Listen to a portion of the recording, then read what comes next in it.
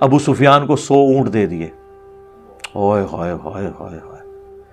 پوری زندگی نبی کے ساتھ جنگیں لڑتا رہا. چند مہینے پہلے مسلمان ہوا, وہ بھی جب تھریٹ کی گئی سورہ توبہ میں کہ 4 مہینے کا ٹائم ہے یا اسلام قبول کرو ورنہ عذاب استیصال آئے گا, قتل کیے جاؤ گے. جس طرح اگلے انبیاء کے انکار کے اوپر اللہ سے کی طرف سے عذاب آتا تھا, اب مسلمانوں کی تلوار تم پہ مسلط ہوگی, جو سورہ توبہ میں آیا کہ اس دفعہ عذاب نبی کے اصحاب کی تلواروں کے ذریعے ہوگا.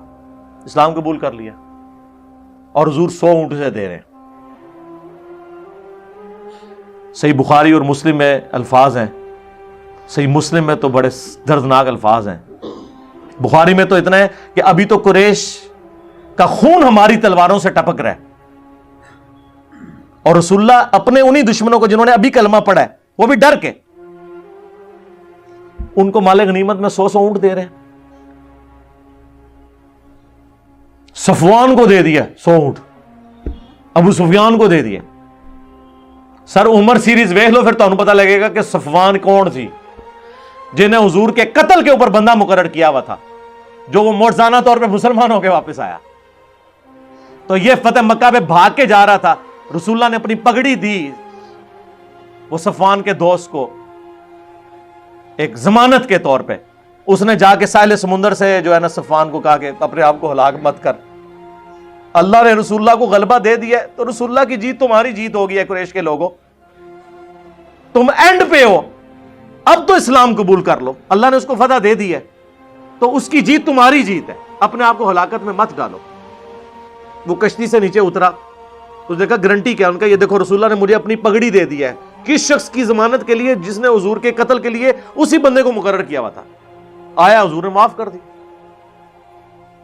بخاری مسلم کے الفاظ ہیں 100 اونٹ جب دیے تو انصار مدینہ نے کہا کہ ہماری تلواروں سے تو ابھی قریش مکہ کا خون ٹپک رہا ہے. اور مسلم کے الفاظ ہیں اس شخص پہ دیکھو اپنے قبیلے کی محبت غالب ہو گئی ہے. کس پہ؟ رسول اللہ پہ. کلمات کفر تھے یہ, لیکن نادانی میں ہوئے. حضور کو اللہ تعالیٰ نے وحی کے ذریعے بتا دیا کہ آپ کے چند نوجوان قسم کے جو جذباتی اصحاب ہیں انہوں نے یہ سٹیٹمنٹ آپ کے بارے میں دی ہے. آپ نے ان کو بلایا, کوئی ٹوکا نہیں اٹھایا, کوئی 295 سی نہیں لگائی. آپ نے کہا کہ مجھے پتا چلا تم نے یہ الفاظ کے. پھر سینئر صاحب بیچ بڑھے, ان کا یا رسول اللہ یہ نوجوان ہے, جذبات میں انہوں نے کہہ دیا, ان سے یہ الفاظ نکل گئے. تو حضور نے کہا کہ اللہ اور اس کا رسول تمہارا عذر قبول کرتے ہیں. ویسے یہاں پہ نہیں کسی نے قبول کرنا ہوتا. پھر حضور نے فرمایا کہ کیا تم اس پہ راضی نہیں ہو کہ یہ لوگ دنیا کا مال لے جائیں اور تم اللہ کے رسول کو لے جاؤ؟